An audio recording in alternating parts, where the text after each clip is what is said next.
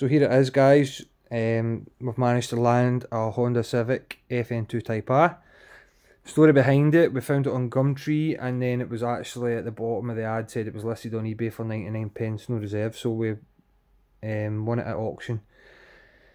The fella who had it, the previous owner, was quite keen for me to take it as well and try and bring it back to life instead of breaking it. I think a lot of breakers were after the car.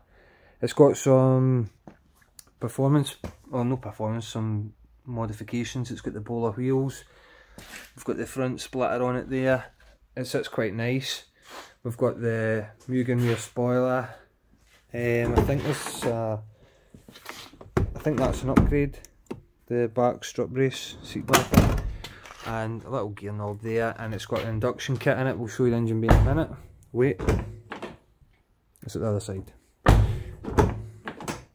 You'll notice there the interior's pretty clean. It's in good condition, and so is the back. To be honest, it's no a bad car. It's got some lacquer peel, which we knew about. The good thing about this is it was relatively cheap, and we're looking to track it, so it's maybe worth more to us to fix it, to take to the track, than spending that bit more and then destroying a car. So yeah, it's kind of balances itself out. It sounds quite good because I think it's got some sort of resonator delete or something. I think there's been a repair in the exhaust that's made it sound like this, so it sounds quite good.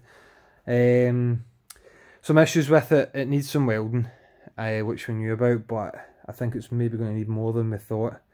So we're going to have to tackle that. ABS sensor is shown on one of the wheels, so we're going to have to tackle that as well. And the fuel gauge isn't working, so we're going to need to tackle and diagnose and tackle that. I'll just show you the engine bay. A look in the engine bay. It runs pretty well. I'm sure the MOT's expired. It still had some on it when I drove it home. It's got the wee Mugen cap there, and we've got the induction kit.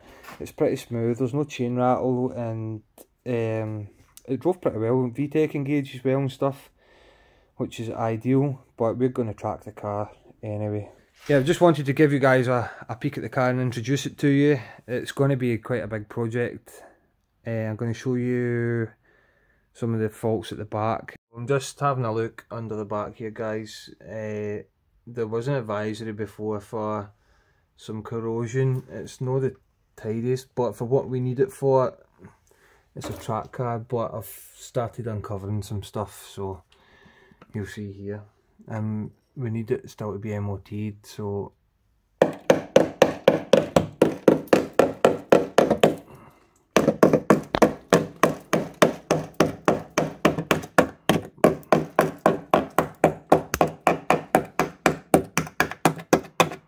ain't ideal, is it? Michelle, is there any gas for the welder? And is this a case of false stripes again? Let's look up in there.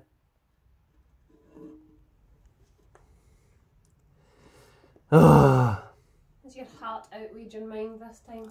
This is what happens when you bid on eBay. The good thing is, the good news, we've got some time until the first track day start, Michelle. So let's get to work. The back bushes in there as well, those are split, and that's no ideal either. So the back end is pretty much tired and is going to need rectified, basically. So just to summarise what we're going to have to do here, I've only had a 30-second look at this. The back end's going to need stripped and sorted, basically, and corrected. So we're going to look at taking the suspension, the springs, the brakes, wheels obviously, the two back exhaust sections, the full axle off, and then we're going to investigate the welding, get it sorted. While we're there, we'll clean off all the kind of old underseal that's there, and we'll prep it, and we'll lay some fresh stuff on, get some heat in, let it cure. I think while that's off, it would be best just to source a new axle, so we'll try and get a new axle 2 back springs and back shockers done. Then that way the back end's kind of been rebuilt. We've got a quick peek at the front end. We've got the fuel tank level sensor to have a look at and an ABS sensor.